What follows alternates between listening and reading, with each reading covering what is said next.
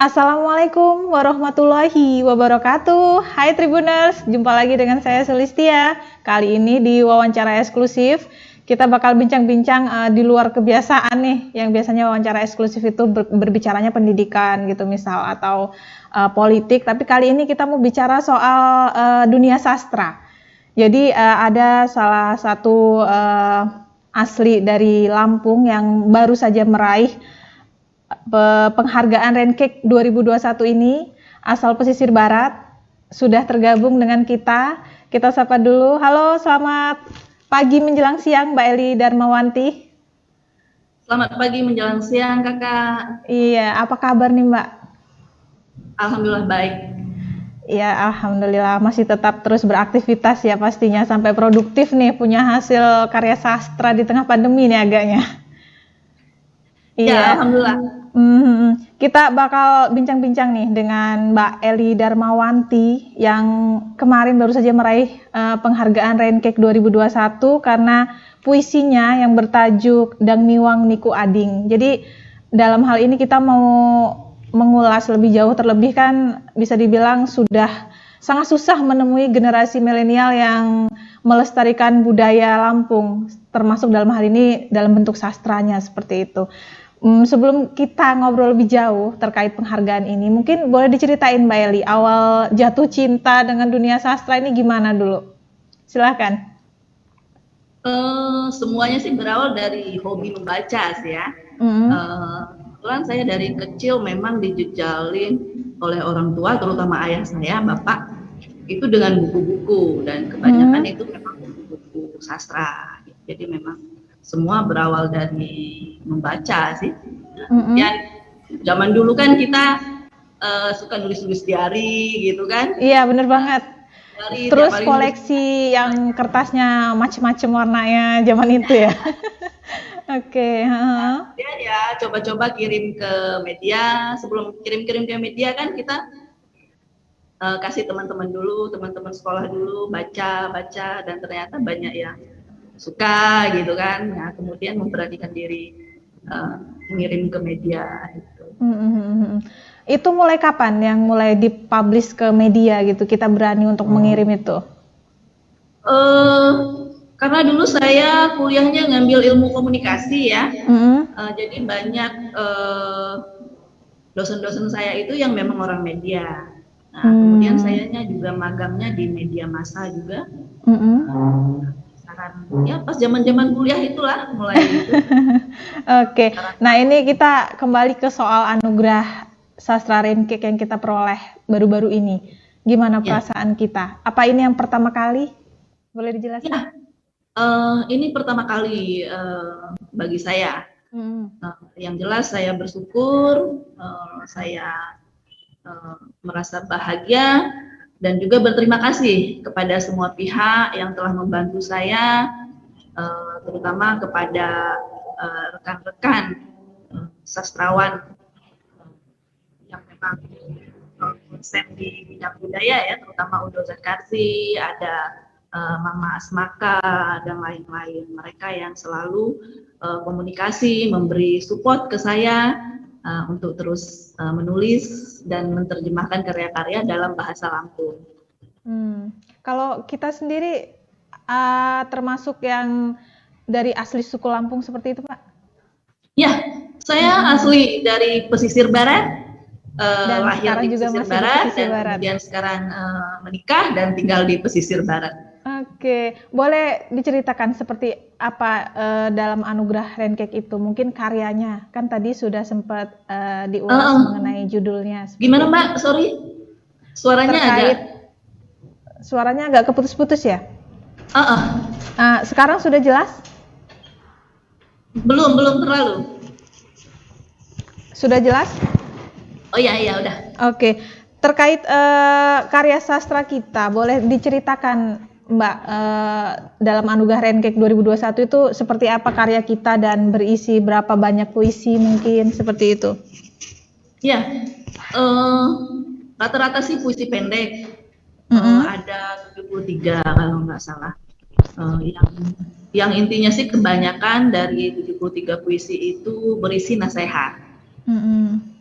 nasihat dari seorang kakak kepada adiknya, dari bapak kepada anaknya, dari orang tua kepada orang muda, terus persoalan-persoalan sosial yang ada di masyarakat juga ada, termasuk tradisi-tradisi ya, ada juga di dalamnya.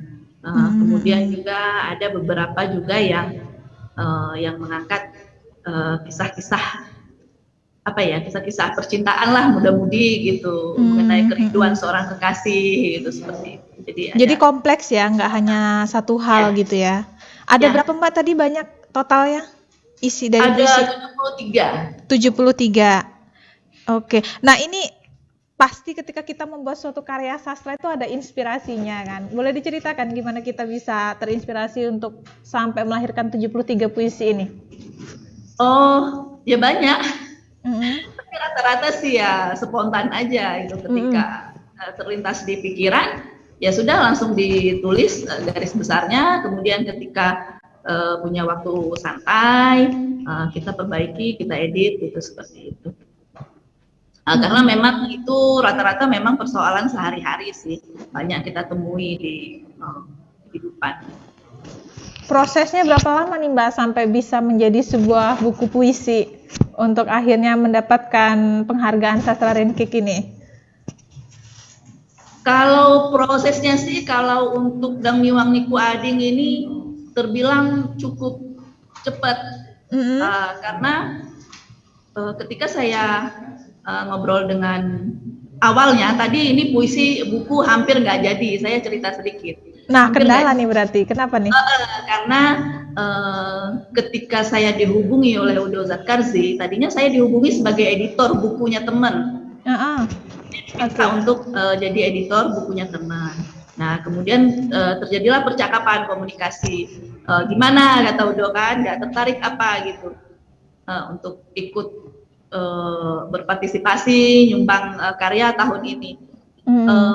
Karena waktu itu saya lagi sibuk banget terkait pilkada.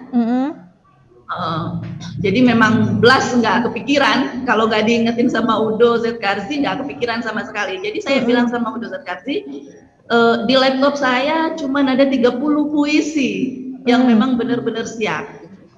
Nah, sementara kan kalau 30 kan jelas terlalu sedikit, tapi memang banyak puisi-puisi yang sudah setengah jadi, memang belum melalui proses editing lagi gitu ya. Saya nah, sementara saya juga diburu oleh Udo untuk segera gitu. Maka kemudian sisa dari 30 itu yang ada di laptop itu saya kerjain dengan waktu yang cukup singkat menurut saya, itu selama 3 hari. Wow. Selama 3 hari full begadang gitu, karena gimana pun juga niatnya ini harus jadi gitu. Udah kayak kita ngerjain skripsi itu ya. Udah kayak ngerjain skripsi, karena memang dikejar ini ya, kepepet ternyata bisa juga gitu kan. Nah, alhamdulillah bisa selesai tepat waktu dan bisa sampai di titik ini. Oke, Kak, ini kalau boleh diceritakan, ini pertama kali kita ikutan ini penghargaan sastra Rankec, apa sebelumnya juga pernah mengikuti, Kak? Oh, pernah. Tahun berapa boleh diceritakan? Pernah beberapa, karena memang ini dulu pernah pertama kali ikut itu sama Udo Zatkarzi, kumpulan cerita bunta cerpen. Dengan Udo Zatkarzi, kalau nggak salah sih judulnya Tumimit Kota, itu kita berdua yang dalam satu buku. Kemudian buku-buku berikutnya juga ada, tapi masih kolaborasi sama teman penulis lain. Yang kedua itu dengan SW Tiopani. Kemudian yang ada satu sendiri juga, yang Sanjong Induh Kepira, itu juga ikut. Jadi sudah terhitung 4 kalau nggak salah. 4 termasuk kali. Ini? Termasuk ini.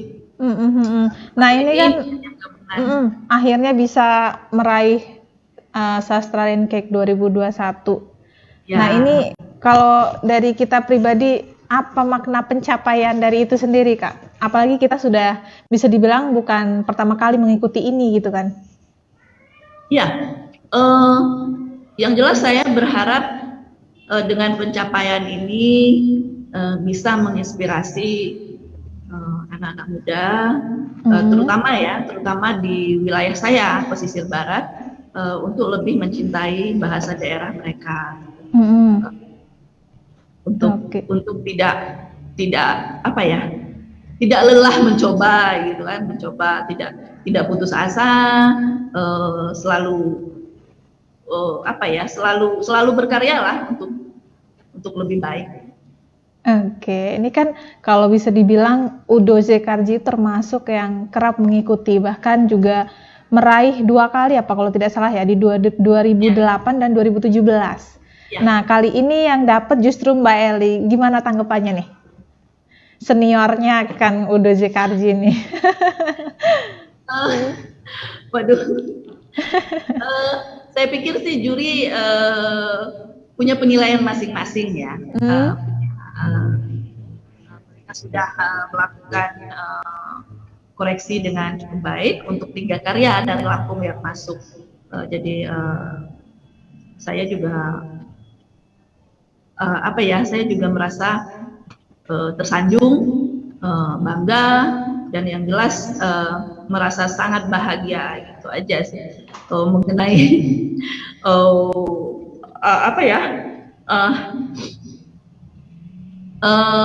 mengenai Udo Zekarji ya, saya pikir juga karya dia juga pasti bagus.